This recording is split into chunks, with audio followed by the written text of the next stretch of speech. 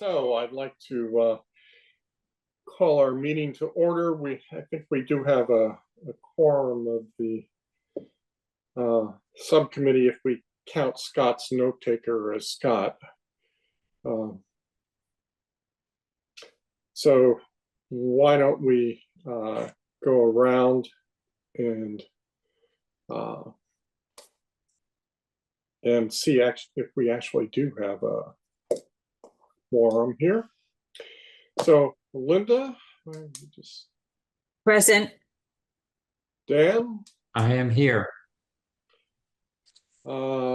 Peter, present. Scott, are you here yet? All right, so we're missing Scott and Aaron at the moment. I think that still gives us a quorum, right? Yes, that's 3 out of 5, so that's a quorum. I officially call the meeting to order, and it's 2:03. I need to appoint a clerk of the meeting. Do we have a volunteer? I can certainly do that. Thank you, Dan. We have minutes to approve of March 11th and May 20th. They've been reviewed by folks.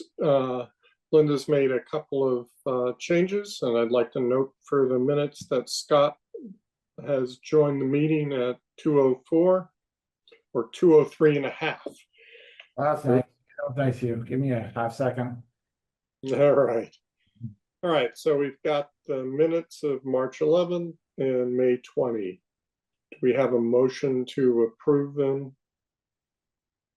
So moved. All right, do we have a second? Second. Okay. Any discussion? Hearing none, all in favor, we'll go around. Linda? Yes. Dan? Yes. Scott? Yes. And myself, yes. All right. Minutes are approved. So on the agenda, I'll just go through the agenda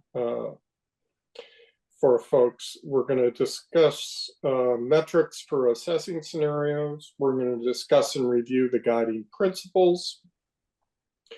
We're going to have an introductory discussion on density and scale. And then we're going to talk about fiscal constraints and how to approach them. And to wrap things up, we're going to have a report on my discussion with town staff on CPA historic preservation funds for 2026, public comment, and then recap of action items. So metrics for assessing scenarios. From our previous minutes, we talked about fiscal impact analysis, sustainability, sort of green components, and low impact development, the benefits to the municipality, consistency with community objectives such as our master plan, timeline for implementation, and compliance with state goals. Does anyone want to jump in to flush those out any further?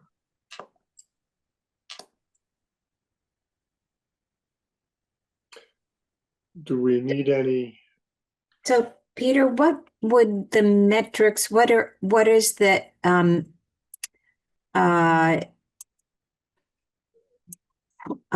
what are we using these metrics for?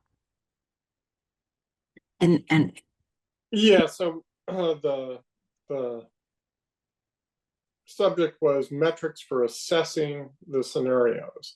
I think we've got a lot of community input on them, and I think what I mentioned covers a lot of that ground.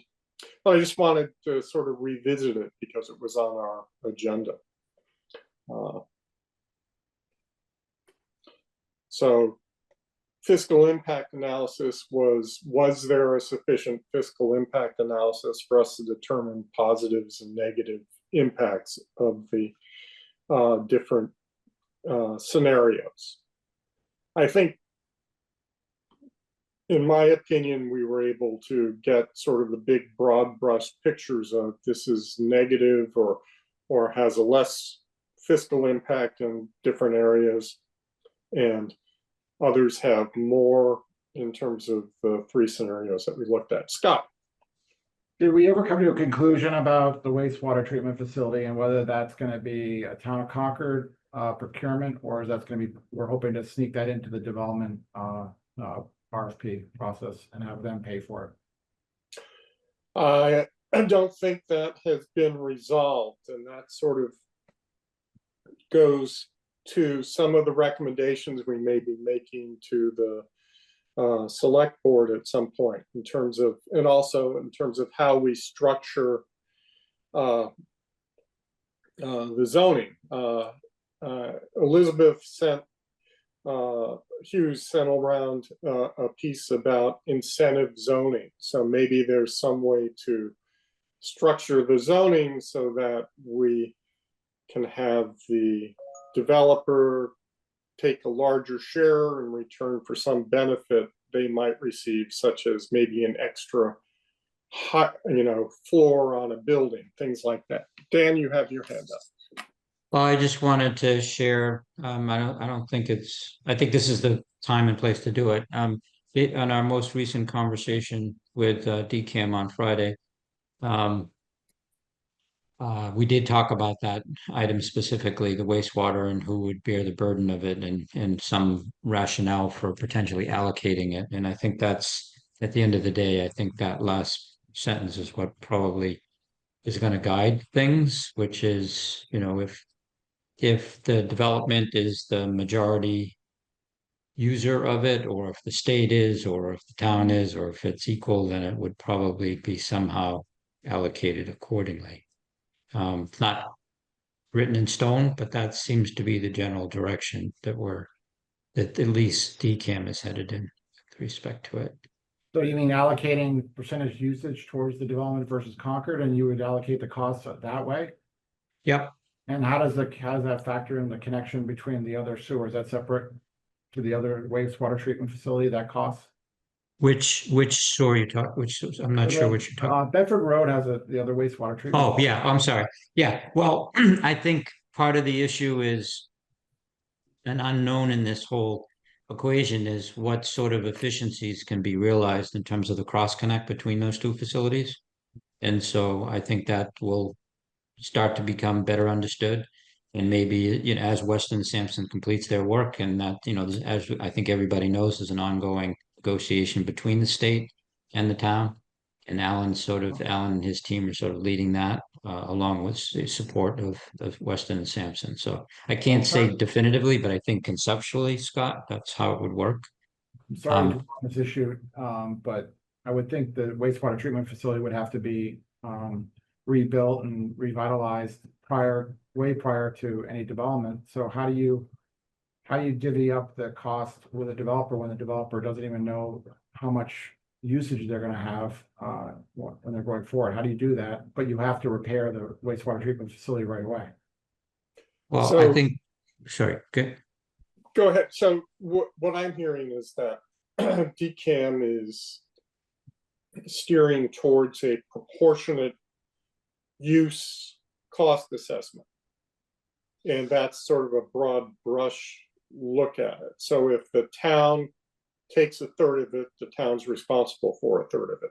If the development takes a third of it, the development's responsible for a third, and the same with the state.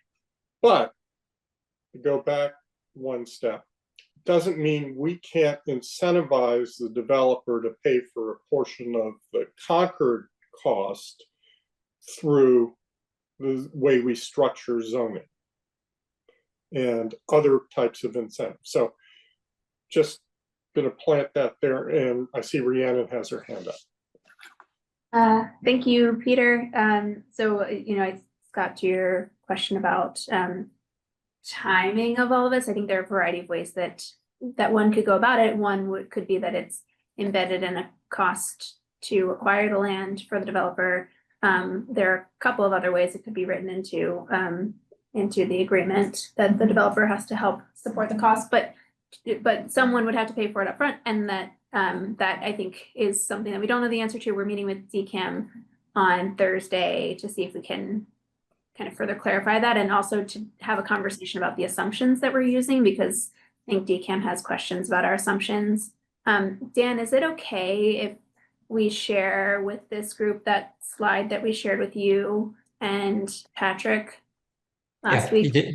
Yeah, I think so. And I think that's part of where I was going. The other part of this is, at the end of the day, Scott, this is why this is a very difficult question to answer. At the end of the day, if a developer is allowed a certain amount of square footage or developable program, it seems to me it would behoove that person to evaluate whether or not a package treatment plant, independent, assuming they could secure the necessary permit, but independent of that system, it's just from a fiduciary or financial perspective, that's a responsible thing to do, to evaluate that, because my guess is it could be considerably less expensive than what's there. I agree.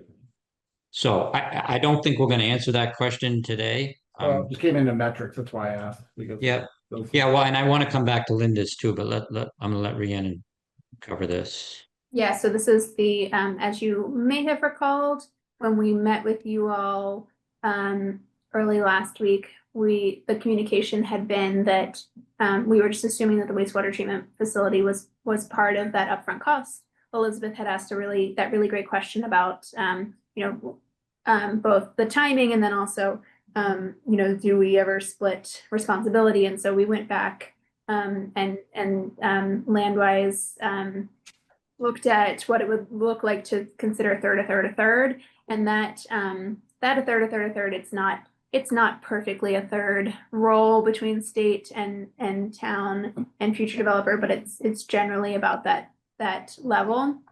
It would mean that there would be substantially less subsidy needed for each of them, and that would mean that rather than $50 million of subsidy need for the civic and institutional campus, it's more like 33. For the Vibrant Center of Commerce, we're getting much closer to what would make this development possible. So $7 million would have to come from outside funding, and then the thriving mixed-use neighborhood would have a surplus. It would have a return on investment of about 18%. We're shooting for 15%. Helpful, thank you.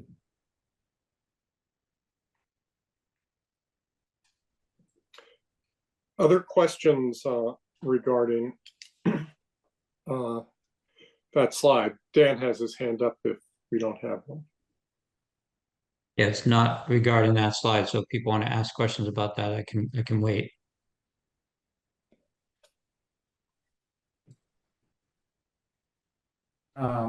Is DCAM, have you broached the subject with them about sharing in the cost? Yes, that's what I was trying to convey, and just reporting out what the conversation was as of last Friday. But it is an ongoing negotiation for which none of the currently no advisory board members are participating in that. That's between the town, except for Mark. Mark is involved in it. One other question is, Weston and Sampson looked at a cost of building a new facility versus renovating? Not as far as I know, Scott. Because I'm just curious what a cost of a new would be. Yep. Well, yep. Me too. Is that something? We did one 5 or 6 years ago, which I'm not sure how relevant it is, but Okay. I think that the issue with a new treatment plant is the permitting, so that this treatment plant is grandfathered into permits to release water and therefore can release a higher volume than you could ever permit with any new facility.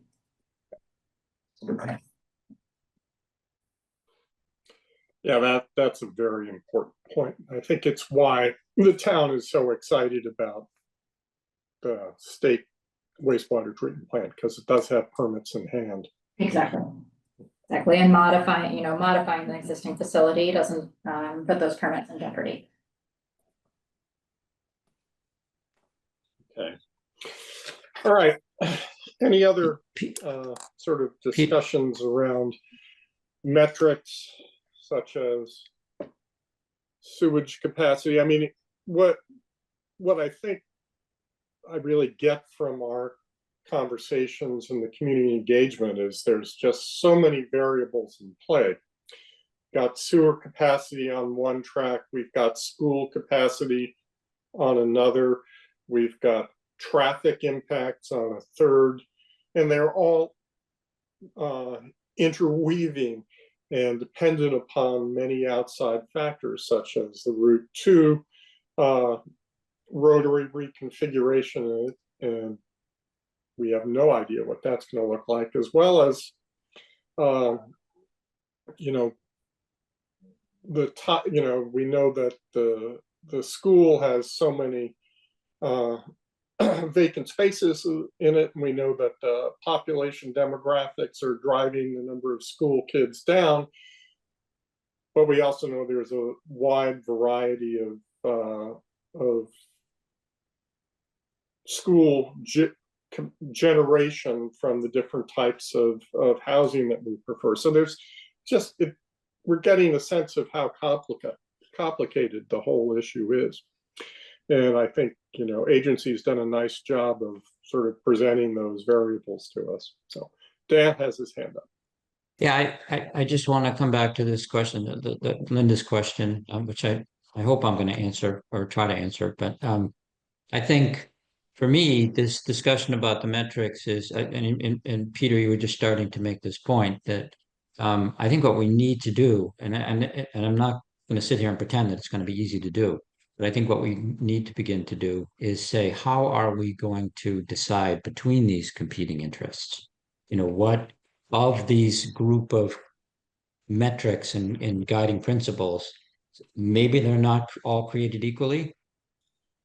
Certainly part of it's going to be informed by what we're hearing from the different residents and stakeholder groups. But I think that if we can start to think about that, or a strategy for trying to talk about it, which in a small version of it is, I think, is going to come out of this conversation about density and scale. But that's what I'm hoping, and I think would be helpful to us as we continue on down the path. Okay, that's a very good point. So let's just sort of jump in. I mean, I think we've heard fairly strongly about sort of three larger criteria. So I think positive fiscal impact, sustainability, and community objectives sort of jump to the top for me. What about the rest of you? Scott has his hands up. I was curious if the state has a say. I know they want more housing. Do they have a amount in mind for this development, ideally? Have you talked to, I mean, Ed Augustus and the state, are they in DCAM, are they thinking they want to create a certain amount? Is there, do we know their goals for this, or does it really matter? Is it our choice?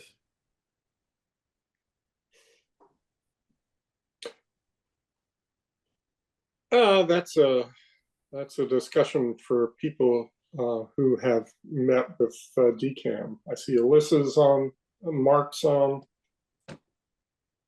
Dan, were you on for that? All right, so why don't we start with Alyssa and then jump to Dan and then Linda. Alyssa, you're muted. Hi, yeah, so we did have a few conversations with DCAM, and I can relay that they did strongly advise that the site they are thinking of is having a pretty significant residential component. And that's what they would like to see, and they were pretty clear about that. They would like to see, I don't know if it's like a specific number, but I think they did express disappointment in one of the scenarios, in that it seemed like one of the scenarios that had less housing, where it was just the area that was the Junction Village. They said they were not they were not as positive about that scenario, just because they said they were not looking at, supporting this project to this level with housing that has already been permitted already. So that was their feeling about that scenario. I don't know if they had a specific range, and maybe Dan, you can, if you remember what they had, but I think that they were definitely looking at something over 400 units. Go ahead, Dan, if you want to respond to Yeah, that. no, Alyssa, that was a great explanation of it. And yes, that's what I heard. It's at least 400 units of housing to be considered successful from their perspective and goals. All right, so great. We've either got a floor or a ceiling. That's wonderful. Linda? I think that it's been mentioned, in addition to the other things you've mentioned for metrics, is sort of the commercial mix or commercial opportunity, both to balance revenues coming to the town and to continue to grow the economic vitality over in the West Concord business areas, as well to serve the housing, that needs within that neighborhood of housing. So I would consider adding commercial into the mix. Great. If we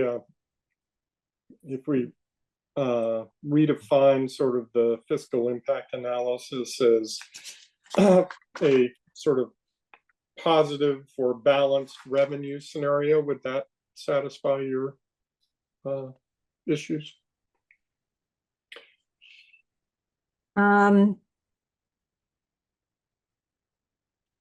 I don't know if that would be more confusing or I mean, it's fine, but it fiscal impact says to me that fiscal impact on the town. So I guess it could be a subsidiary of fiscal impact, but Yeah. All right, why don't we go with commercial mix opportunity to balance revenues and create a positive fiscal impact for the town. That's fine. Okay.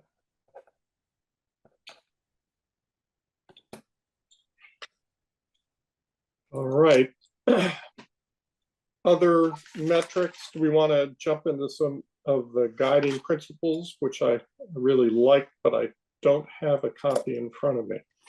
I have one more question on the metrics, and I don't know if it would be a metric or not. Maybe it would be also underneath the community objectives, and that would be historic preservation. Linda, what does that mean to you? I think it has two aspects. One is that there are assets there that are significant in terms of their history. And that would be the Warden's House and the White House. And I think there's a second aspect to it, which is the acknowledgement well, maybe there are three aspects: the acknowledgement of what the site represents in terms of its history as it relates to incarceration.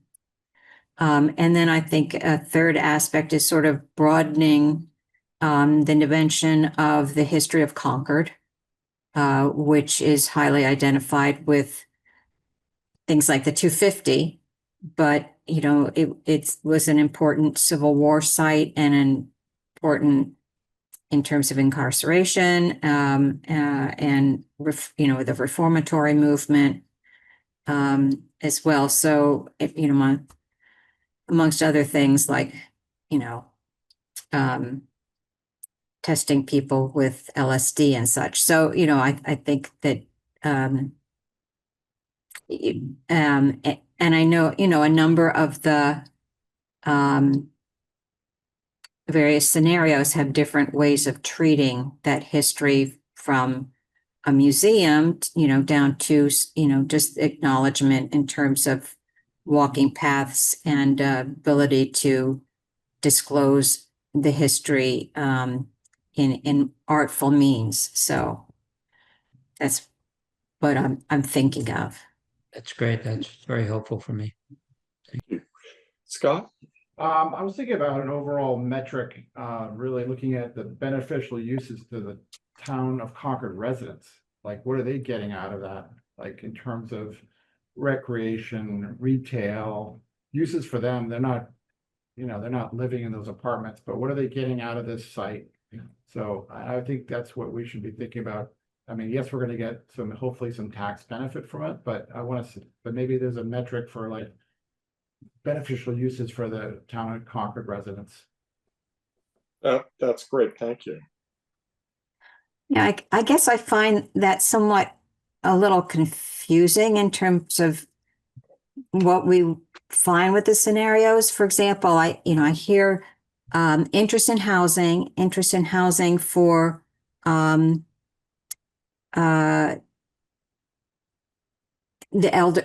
elderly, and the over 55 group we want to keep, or the starter homes, so we have one or two bedroom apartments so that we don't add to the school population. And then I look and I see, oh, well, there's a soccer field. And I'm thinking, I don't really think those over 55s are really going to need a soccer field.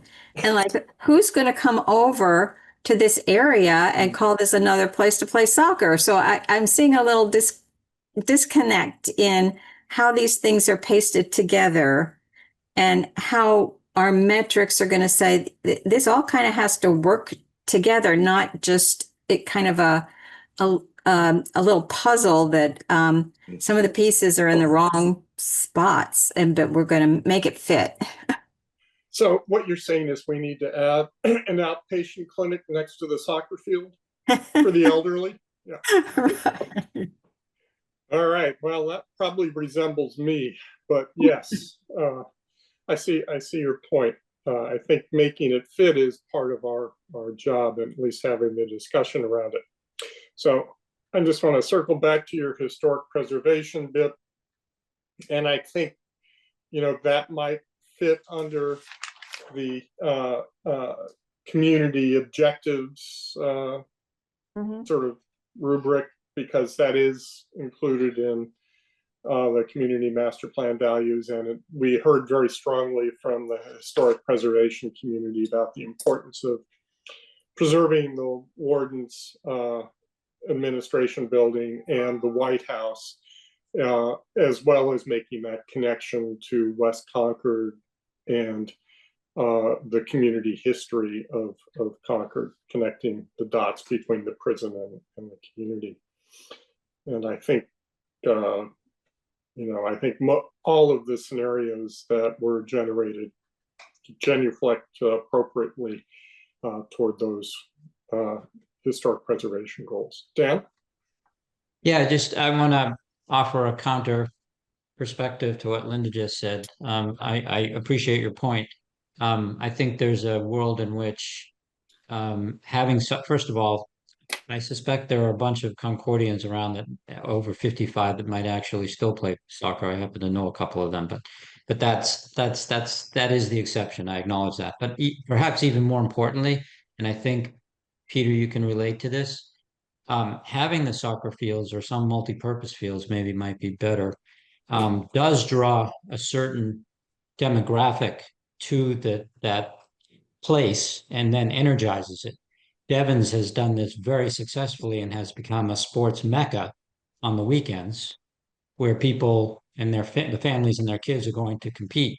And it suddenly, what is a fairly sleepy community during Monday through Friday becomes transformed almost by 4 to 5 times the amount of people that are there. And it is a pretty interesting dynamic. Now we can argue about whether or not, or discuss whether or not that's the kind of thing we want. But I do think as I said, I think there could be some positive aspects to that. Yeah, from a commercial mix opportunity balancing revenues perspective, a lot of times people first see a development site when they go out, like at Devon's, and take their kids to participate in sports there, and then it dawns on them that there's an opportunity there for their business. So, it's a little indirect, but it's worked out. I can name a couple of people who first came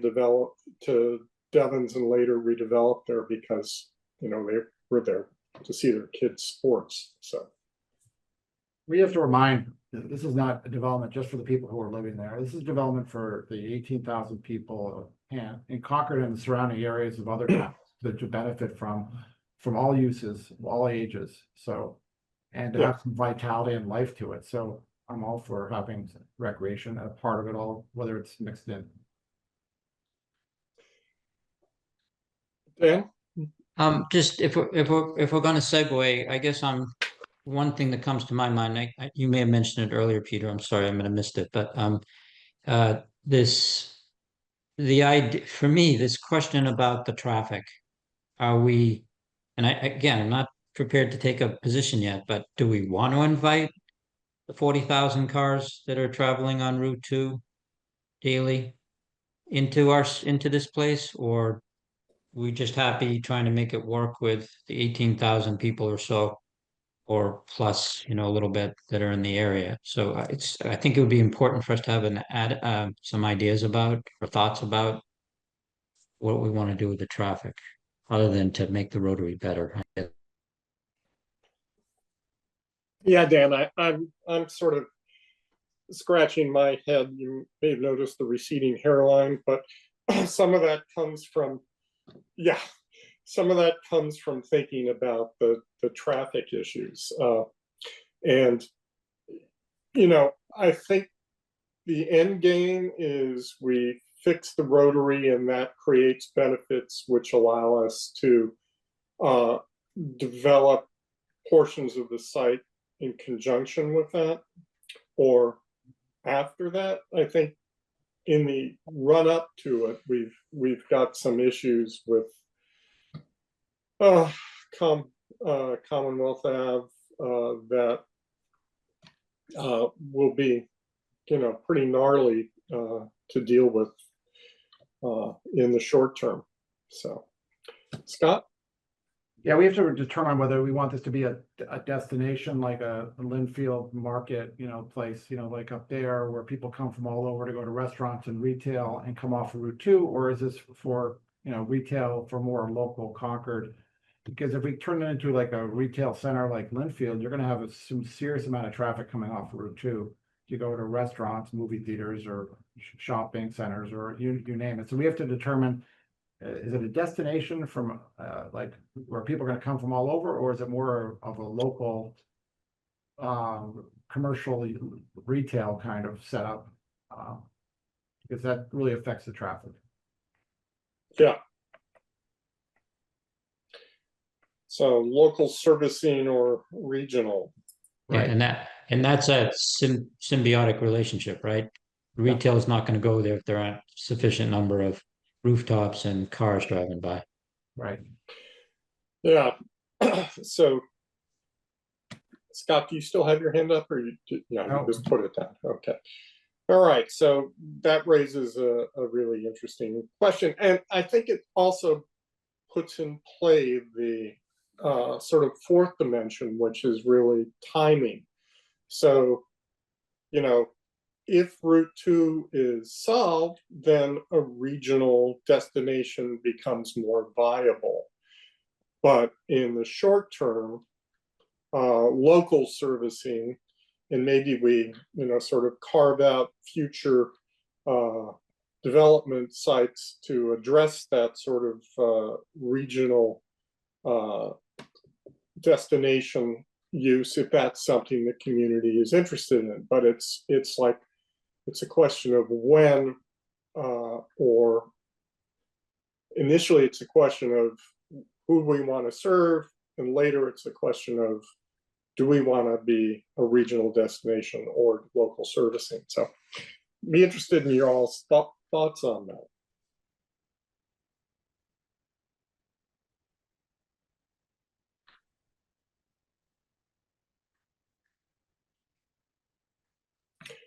Okay, well, left them speechless again. Okay, so that's something maybe we should bring up with the larger community.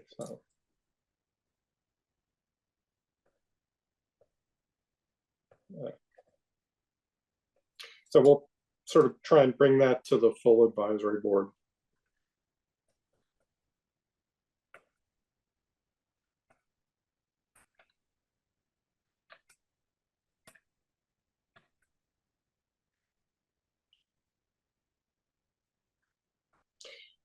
All right, furiously writing here. Okay, so I want, Peter, I wonder if that's, I really like your idea of bringing that to the full advisory board. I wonder if that's one of those things where when we start to try to sort through how these different pieces into these different objectives influence one another, the trade-off is if perhaps one scenario is such that in order to have a tax positive outcome or a thriving development, we have to be willing to potentially accept more traffic off of Route 2.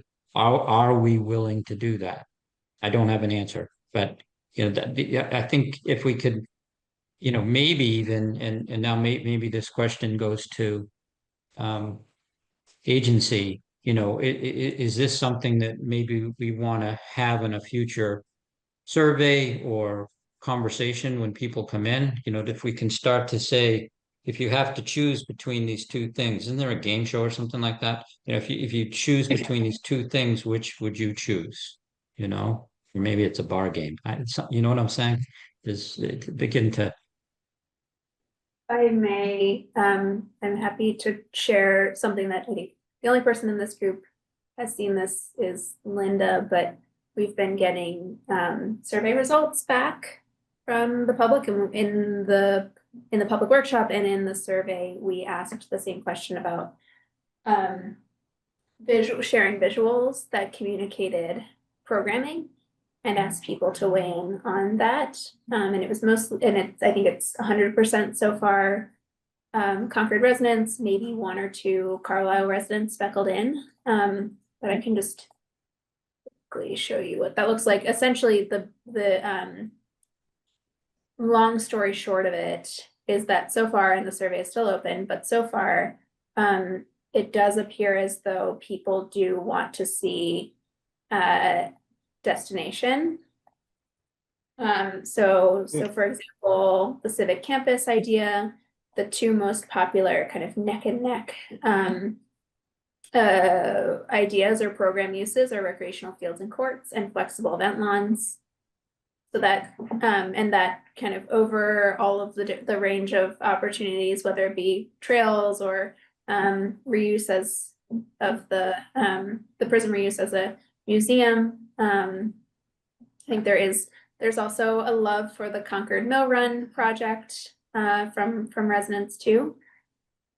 So that's the civic campus one. And you'll see the same theme occurring in each one of the scenarios. So the second scenario, Center for Commerce. The top two being number two, showcasing water infrastructure through landscape. So more of those, that natural feel and spaces to be in nature, alongside number seven, smart growth mixed use development, which if you've ever been to Union Point, you know it's both a mixed use development, but it also has a sports complex and other destination like retail. And then the last one, mixed use neighborhood. So far, the top one is retail and dining. And the example that we had shared was Bow Market in Somerville.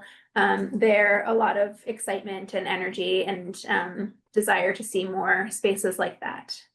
So it's, I think to all of your questions, it is pointing to that people want to see more destination spaces, but this is very much focused on the people that already live in Concord, what they'd like to see. So their relationship with it is different. To Linda Miller's point, it's different than the folks that will live there. But that is, all signs point to a desire to have kind of like a nice mix of things that bring people in from near and far. Okay. Well, that should make it somewhat easier to answer the destination question. But I think the relevant issue for us is more, again, the timing of that. So there is a desire for a destination retail experience place. Yeah. Okay. Good. Good. All right. All right. So I want to sort of move us to a discussion of the guiding principles, which is also on our agenda. Does anyone have a list of those that we can share, throw up on the screen? Yeah, I can throw that up on the screen. That would be great. Thank you. One moment.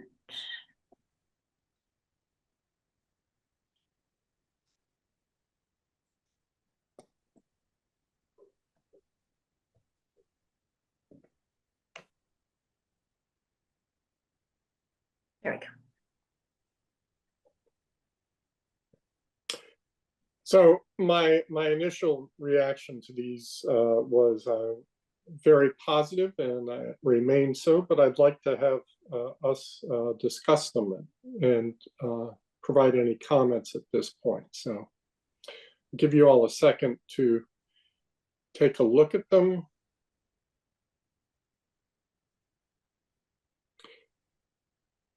And for those of you listening at home, I'll actually read them. One is connect to nature, embrace sustainable design, and adapt to a climate resilient future. Two is create meaningful, lasting experiences that add to the value to the quality of life for residents and visitors. Again, that's our destination discussion. Three is build local and regional economic strength and amplify the community's identity. Four is celebrate what makes Concord unique and preserve the site as a place for future generations to live and thrive. That genuflection toward our historic preservation aspects and carrying that into the future. And fifth, balance community sentiments with the need to have a net positive impact on annual town finances. So I'm open for discussing these. Again, I like them. Reactions.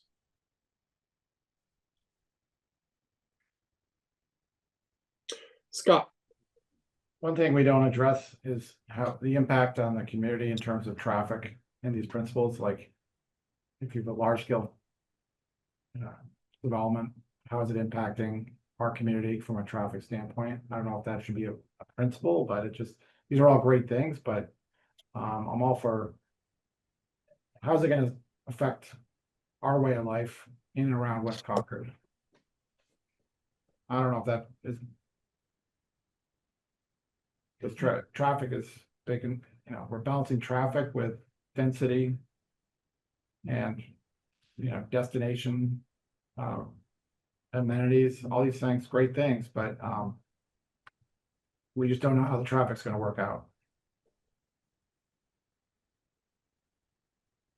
Yeah, it's almost like, Scott, a principle might be to invest in more sustainable modes, or, to like ensure that this development is taking advantage of sustainable modes of transportation, so that we aren't creating undue burden on our roadways. Yeah.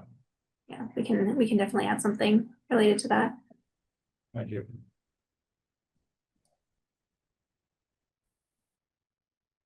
Yeah, that's a great insight. Thank you for sharing that, Scott. I liked Rhiannon's response as well. Other folks? Do you think it addresses your historic preservation concerns, Linda?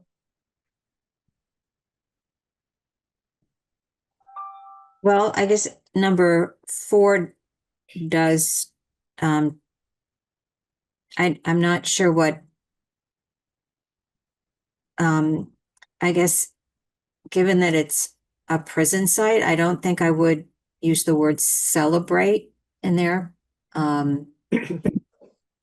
Maybe honor or something.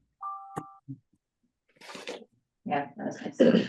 And it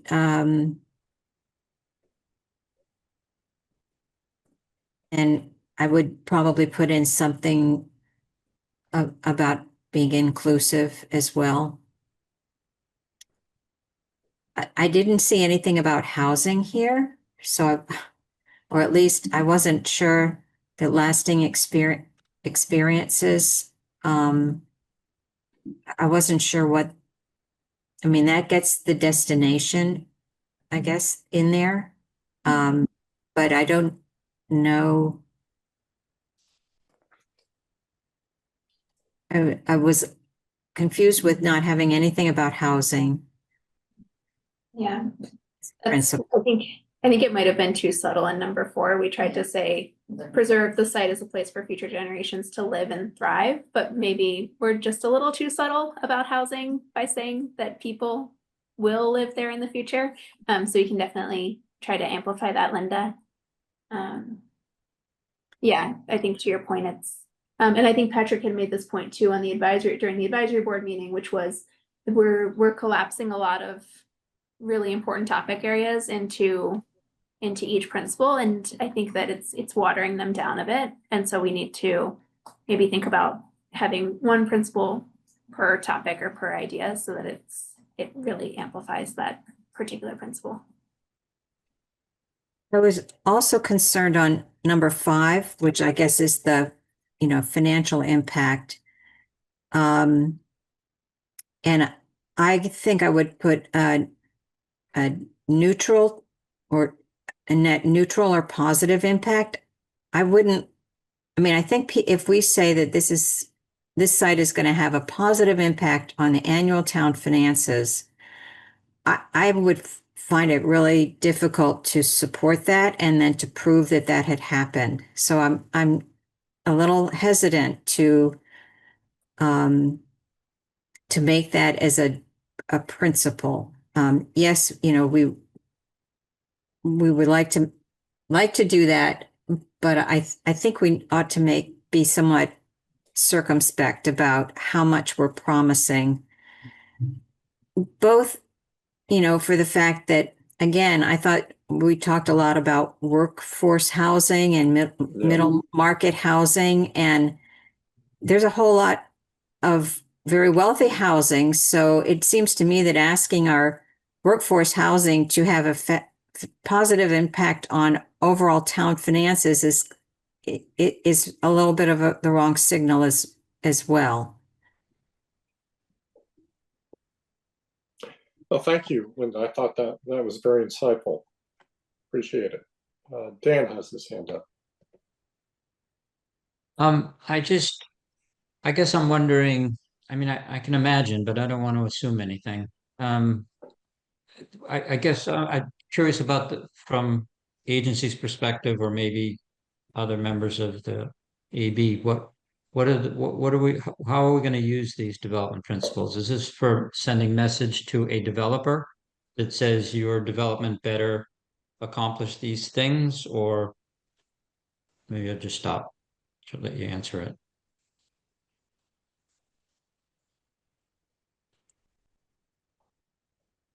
I had imagined that the purpose of the principles would be to capture the vision of the site, which is meant to, in some ways, summarize the many voices that have contributed to this process and to us understanding what the site can do, what it can accomplish. But at the end of the day, Dan, it is meant to be something that we can, that you can give to developers to say, or whomever is engaging with the site to say, these are the tenets, these are the things that we understand this community wants to see. And then of course there will be kind of like supportive measures that can help that happen. But these are an organizing method or an organizing framework of ensuring that we can accomplish what we seek to accomplish with this work. So this is the beginning of sort of a storytelling or narrative about, if somebody were to describe attempt to describe the vision or after it's built and they said it, then they would see all these things in some degree or other manifest. Could also be Ideally. used as a lens to evaluate different development proposals, as those, in the future come in, and the lens to help you all refine to one scheme that gets codified, to deliver to developers as well. I think these are very helpful for us as we go through this visioning process. It's a guide. It's very, it sort of directs us in a direction towards the development RFP, and we can incorporate them in the development RFP. But right now, these are pretty high level things, and the detail will be in the RFP, a lot more detail. But this is great for us and to show the community what we're working on our goals. So I think it's been great. I hear that. I always get hung up on this stuff that you could show this. My guess is you could show this to 2 different people, 10 different people, and they'd all have very different reactions to what it, Yeah. whether or not it achieved it or not. It's a mission statement. Otherwise, you're getting into the weeds and the details, and then No, I get it. People pick apart the details. So you got. Yeah, I think, and I think, Scott, you have this, and I know Peter has this, and Linda has it, because all the people that have been on the planning board have seen this when they try to apply these objectives that we have at usually the beginning of a zoning pool. It says, here's what we're trying to accomplish. And then developers come in and say, well, I'm kind of doing that.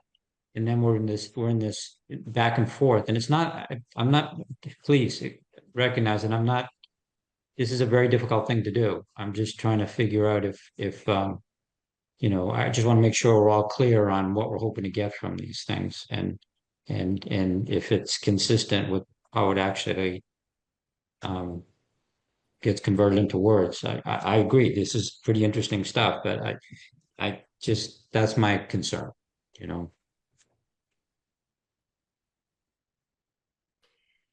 All right, so we're looking at organizing principles for redeveloping the site with these guidelines. And they'll be taken and applied to creating the zoning and other land use development agreements to make sure that the site is redeveloped in a way that the town is comfortable with at the end of the day. That's sort of the approach we're taking with this. So again, I think we're going to be bringing the guidelines back for further discussion with the full MCI advisory board. And Shannon, you and Dan can just make sure that those 2 items are carried on to the agenda for next week's meeting, if it's not too late to make changes.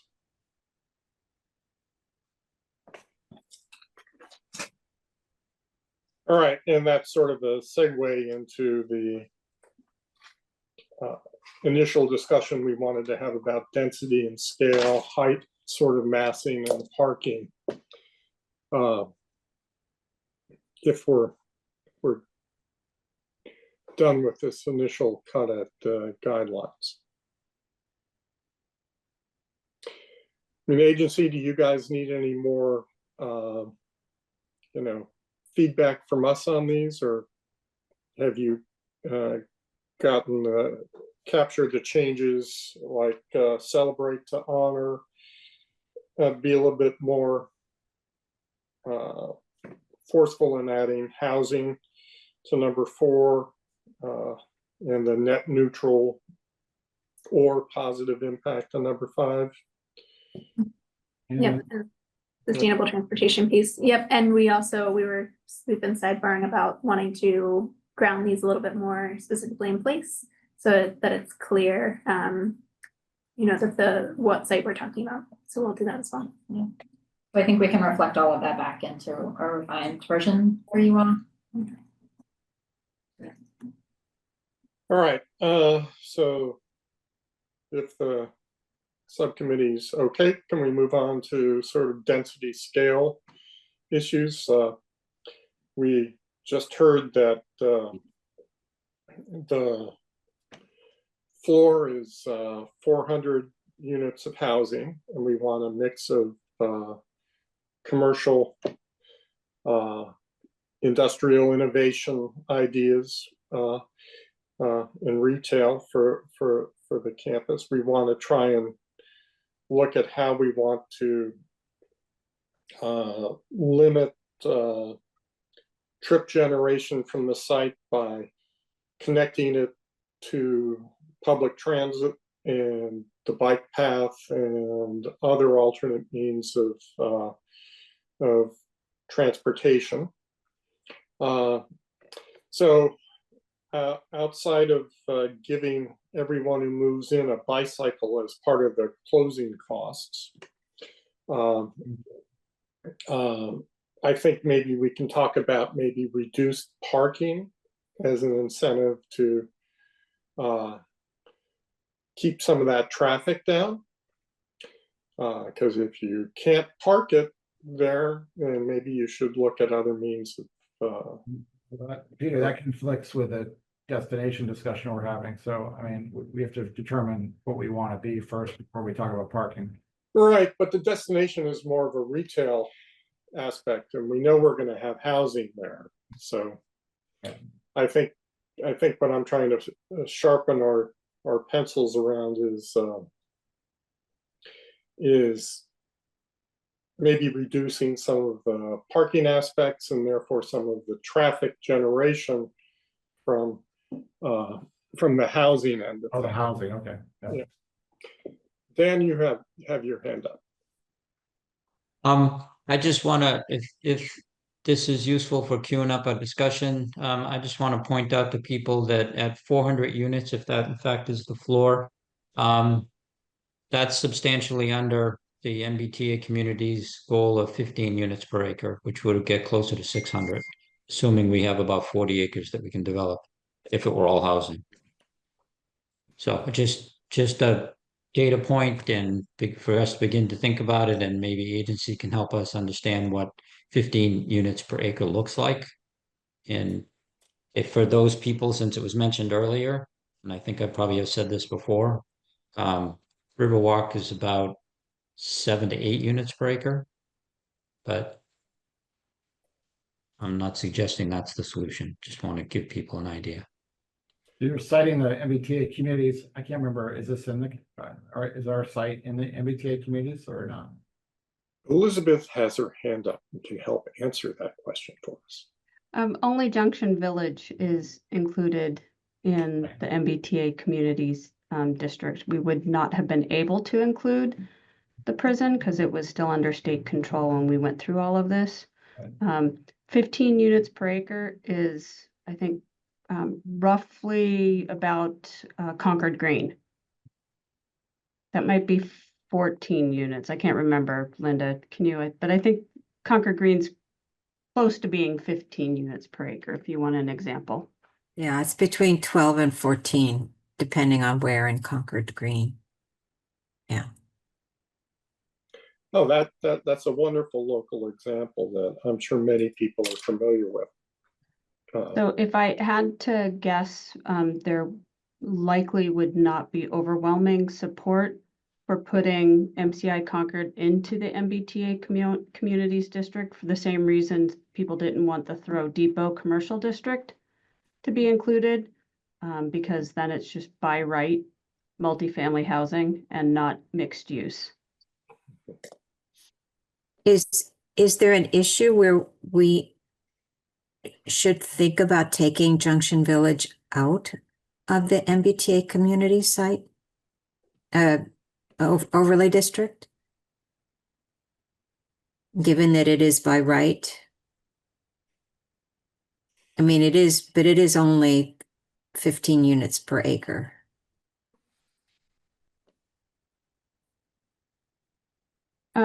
So my opinion is that if Junction Village is going to be incorporated into a request for proposals for the whole project by a developer, that's probably going to be more advantageous for them to build something under this RFP than it is to move forward with just multifamily housing on Junction Village and something else on MCI Concord.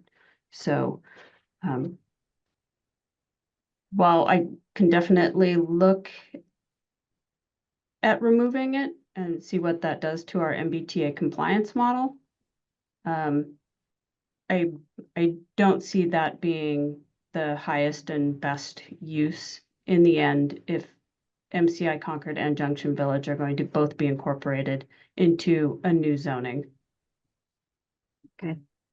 Yeah, Thank you. And I think just in general, I think the lesson I took from town meeting is that the zoning that we create is going to have a large housing component, and it's got to be viewed, and I think we're going to need to talk with legal counsel about this, as a housing article.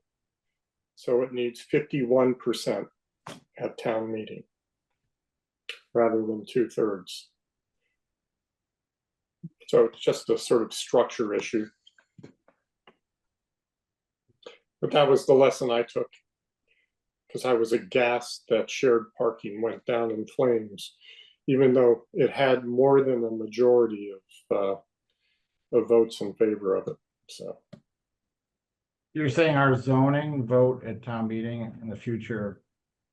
yeah, so whatever comes out of this, it needs to be structured as a housing article.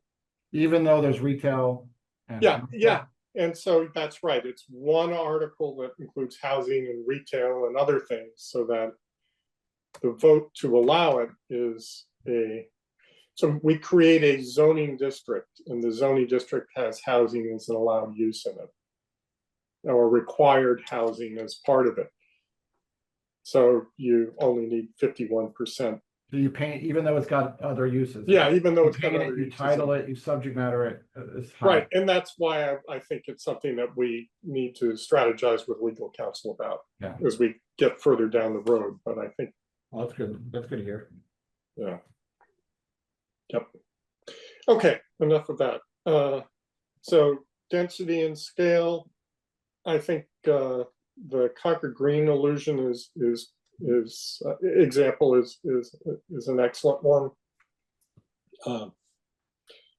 And well, would we look at higher density than Concord Green, than 15 units, or do you think that is the tolerance of the community? I think we're going to have to suss that out a little bit more. I really like the concepts that were presented at our meetings, because there was a two-dimensional plan, plus there were pictures of what it looks like, and I think people react positively when they see pictures of what it looks like. And what I like about Concord Green is we can take people and walk them through and say, this is what 14 per acre, or 12 to 14 per acre looks like. So it's just the example. How do you get to that- 16, how do you get to 600 units with? Yeah. 15? I don't understand that. So 54 times 14, I don't know. I'll have to do my No, I did 40 times 15. and That was before we had a yeah, heightened understanding from agency originally, when I just assumed it's about 10 acres between the wastewater treatment plant and the 200-foot RPA. yeah, that gets us to 600. Yeah. So it's doable.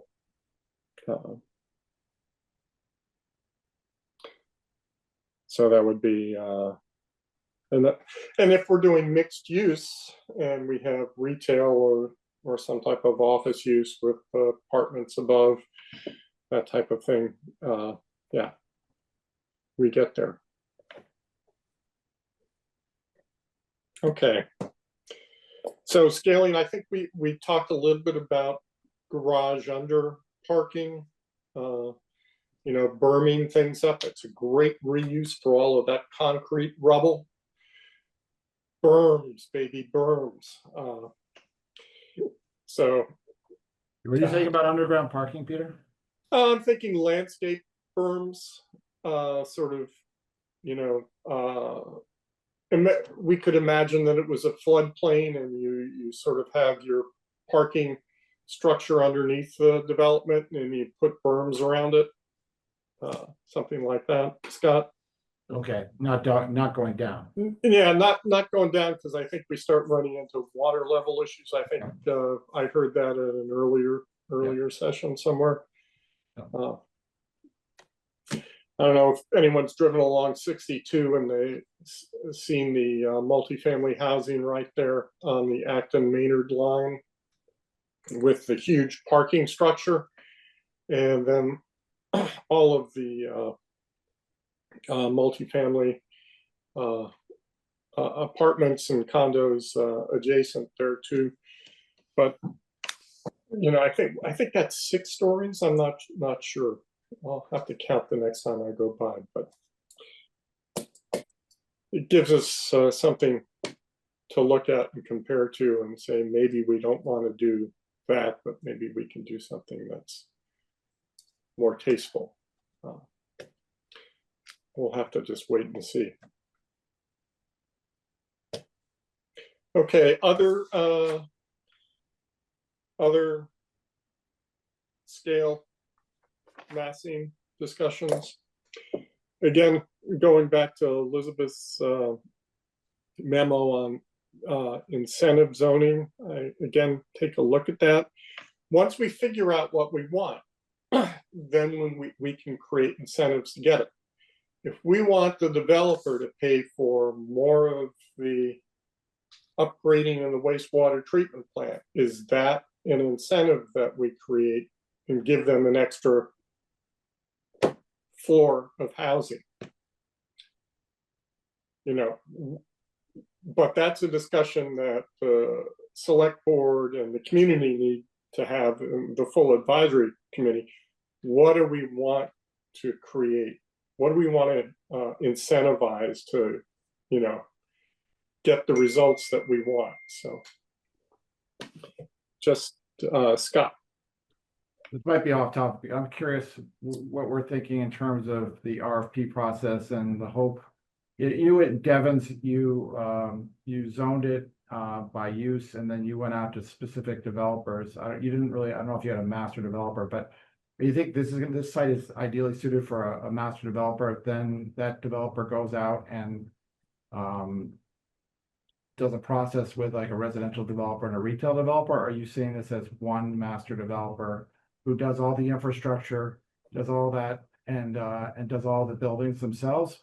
Or are you seeing this as a master developer who does all the infrastructure and then parcels out and makes money off of the parcels with the best use of a certain developer for that use? My initial read on it, Scott, is that a developer will take a piece of it and maybe put in the infrastructure and then have the people who come on board afterward, sort of pay him back or her back for their investment in the infrastructure. My Sort of question like was, tax are you, increment if you went out to a financing. certain master developer who does the infrastructure, takes on all the risk, but then finds a really cool cottage developer for housing or a cool, lifestyle center developer, are you seeing it being parceled out, or you think it's one developer taking charge of the whole thing? I think it's going to end up being parceled out, but that's just my take on it. I welcome input. But that from really, agency. that does affect the look and feel, because you're not getting one developer and it's all looking kind of the same. You're getting kind of what you want out of each element of the development. And I'm just curious what the group thinks. I personally could imagine a master developer doing the horizontal stuff and then creating the parcels and then having, just like you're suggesting, this specialty developers do the individual other programmatic pieces, whether it's housing or commercial or whatever. Because that's gonna be something we have to decide on when we, I don't know, I guess when we zone and we hand it off to DCAM, and that's what we want. That has to be communicated somehow. Yeah. But certainly a conversation with DCAM. So Well, Scott, it's also, this is something, Scott, that I could imagine us beginning to talk with the select board about after the 30th. So the next meeting that we could possibly meet with them, I want to say is like the 14th of, it's either the 13th or the 14th of July, their next meeting. I forget what it is, but we were planning to beginning to talk about, what your question in that meeting. Okay. So just, one of my favorite developments is the redevelopment of Vauban Fort in Freiburg, Germany. And they have different architects for different units in the multifamily building.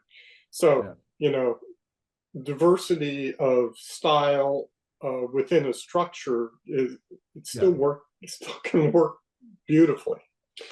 Can also create real issues if you aren't ready for it. So I think that's one of the things form-based code could help us sort of finagle at some point going forward. So, all right. Peter, can I ask two questions? Please. I have one question about the density piece, and then also a follow-up question to what Scott asked. And this might be a question for Elizabeth, which is when you go about the redevelopment and you think about the 15 dwelling units per acre consideration or requirement within the municipal code, how does the fact that this is 54 acres, if it's parcelized, what does that mean for meeting that requirement of 15 units per acre? My read was that it was by parcel was the requirement for housing. So like the reason that you can get away with a good amount of housing, or that you can be a little bit more dense in certain areas, is because, and provide more open space, is because you can focus more housing in a certain area to enable, have that density to enable more open space to happen, right? So you can achieve 15 units an acre by providing more than 15 units on an acre, but providing more open space off of that acre. Does that make sense? I think so. So you're talking specifically about the MBTA Communities Overlay District? No, I think I'm talking because our read was that you adopted within your municipal code a limit to housing to not exceed the 15 units per acre as well. No, so that's only that's only in the MBTA Communities Overlay District. Okay. So that is specifically those specific parcels within that overlay district that have that capability of doing that type of density. The rest of, all of MCI Concord is not in the overlay district. So, I mean, and this is an overlay district, so the underlying zoning is still there. What I envision happening is that new zoning is going to be developed that incorporates Junction Village and MCI Concord. And there's no requirement for 15 units per acre in whatever new zoning is developed. If somebody wanted to develop under the MBTA communities overlay district, then that's where that's the only place where the 15 units per acre density is goes into play. Great. Okay. Does that That's answer your helpful. question? It does. That's super Okay. helpful. Thank you. And then I guess the other question I have is on the topic of density and communication and storytelling, because we are deeply into assembling a deliverable, assembling a series of memorandums for you all. We would love to know if you have any thoughts on what you think the best way to communicate the level of density that we're showing in each of the scenarios, because I think where we got to with this conversation with you all is that when you think about Concord Green as an example, and you consider what, and Concord Green being, an example that is around 15 units per acre, that it doesn't feel that you could accommodate a significant amount of housing on the site. But when you just say 600 units, it's terrifying. So how do we, do you have any insights or any thoughts on how we can best communicate in a realistic way what we mean when we're talking about the number of units that we're talking about for each scenario? Yeah, I definitely wouldn't just come out and say 600 new units. Understood. Something folks latch on to for sure. It is. So I think people are like 15 units per acre, and providing the example of Concord Green, people can and I don't think you can even come out and say 600 units, because the areas that are going to be zoned for that, if there's going to be specific areas for residential and specific areas for commercial, then you kind of don't even know at this point in time where those areas are. So I think I'm not sure how you can even put in a number at this point, because there has not been any conversation about density as it relates to an actual physical number in a zoning bylaw. So it's more the conceptual, bubble maps and visioning. And I think approaching it more with, mixed use, there's going to have to be you can't really say how much commercial and how much residential is going to be, because it's going to have to be a mixture that gets balanced against the amount of wastewater. So, and the amount of wastewater available hasn't been really determined. So it could be, there's the capacity for the wastewater treatment plant, easy numbers, it's late, 300,000 gallons per day. 100 off the top is already allocated for the state. So 200, if it were all to be provided for this site, here's the mix that could support. Here's amount of commercial, amount of residential. If you wanted a little bit more residential, here's a little bit more residential, and here's less commercial. And I think at this point in time, that's probably the only way that you can provide examples of relative density for each of those. So I know Elisa has her hand up. Yeah, Elisa? Yeah, no, I think that was really well put, Elizabeth. And I would definitely echo that and say that, I think, it's hard to put a number, like an exact, unit number I was just thinking it back on town meeting and reflecting on that too. And how the proposed zoning for the continuing care overlay that was fairly positively received with, I mean, the applicant had to make quite a few changes to the zoning to to kind of allay some of the neighborhood concerns.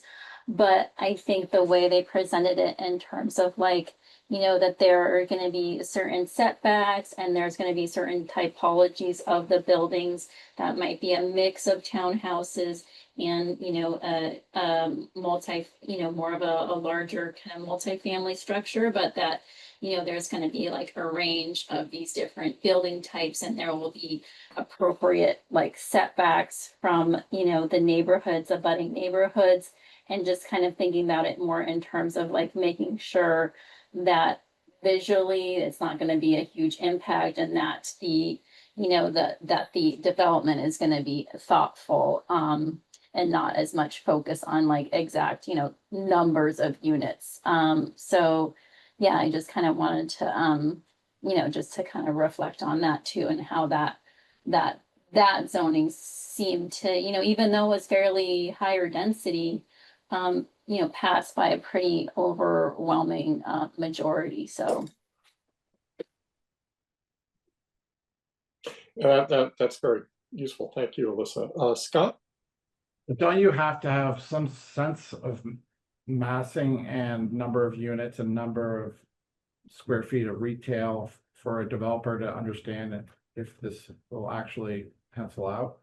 I mean, how much information do we need to give the developer in our zoning to make sense of it, to see whether this actually gonna pencil out?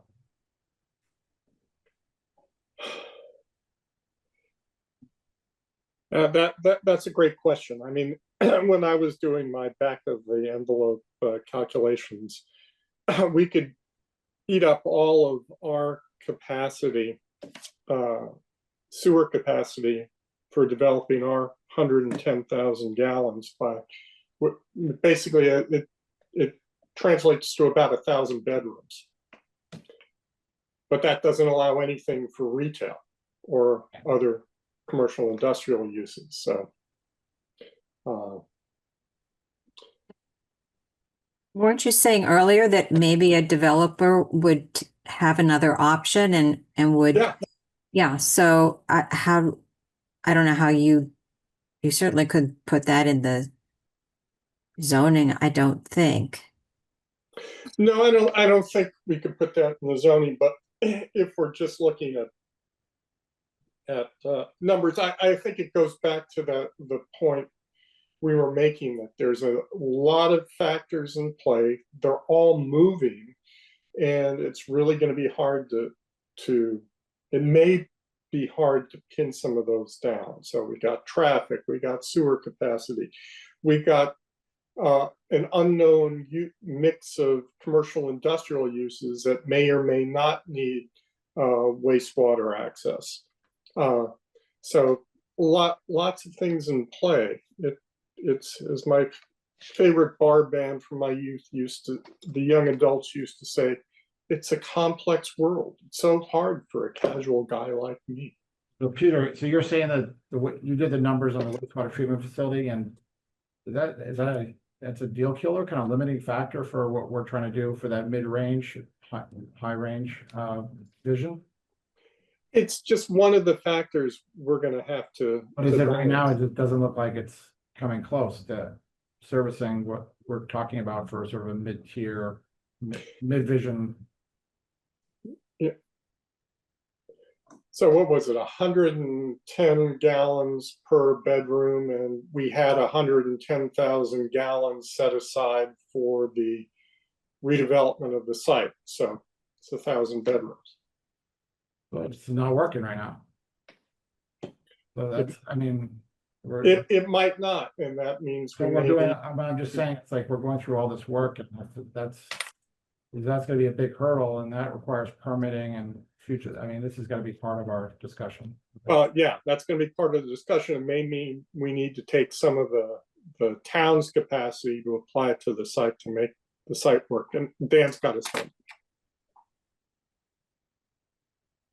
I was just gonna say, kind of along what you were just saying, Peter, but first of all, the state it's not clear that the state needs 100,000 gallons based on the most recent conversation with them. Be that as it may, it's not gonna be 50, but it's gonna be less than 110. And I will also offer to you, as I kind of was alluding to earlier, these might be really expensive gallons per day if you look at it for a developer. So in other words, as much as it'd be great to take advantage of that capacity, at what cost? And so from the town's perspective, from the state's perspective, it would be great if a developer ponied up and said, yeah, we'll take a third of that at the cost that you guys, that's gonna take to make it available. That's not how development's gonna happen, in my opinion. Right? They're gonna look at other options and they're gonna just to compete it to compare. And so we can't answer the question today. It's a short sort of answer to that, but if the development potential is there by way of zoning, then a lot of problems can be solved.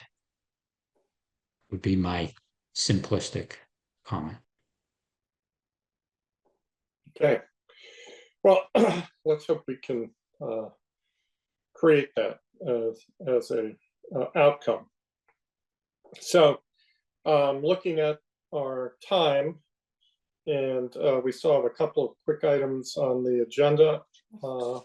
If you will indulge me, I would like to report out on the discussion with town staff on Community Preservation Act, Historic Preservation Funds for 2026. They will, the historic preservation community will likely be putting in some funds to do a survey to sort of connect the site to West Concord's history and looking at how the whole prison reform movement and how prison labor impact really helped drive the redevelopment of West Concord and sort of connecting the site into the West Concord community. They would be also open to putting aside any excess historic preservation funds for future historic preservation that might be directed toward the site at some point in the future. To try and create another sort of incentive to help implement the community's desires to reuse the warden's building and the White House example there. So just wanted to report that back, that there are discussions with the historic preservation community about allocating some CPA funds toward that going forward. Be happy to entertain any further comments from the subcommittee. If not, I would open it up for public comment. Peter, one question. What's the process for, like, we're getting to the end of June, and what is the process for finalizing sort of the direction we're going, which vision? I know we got a lot at play here, but is it a hard stop deadline of end of June to make a decision on which vision we're going with?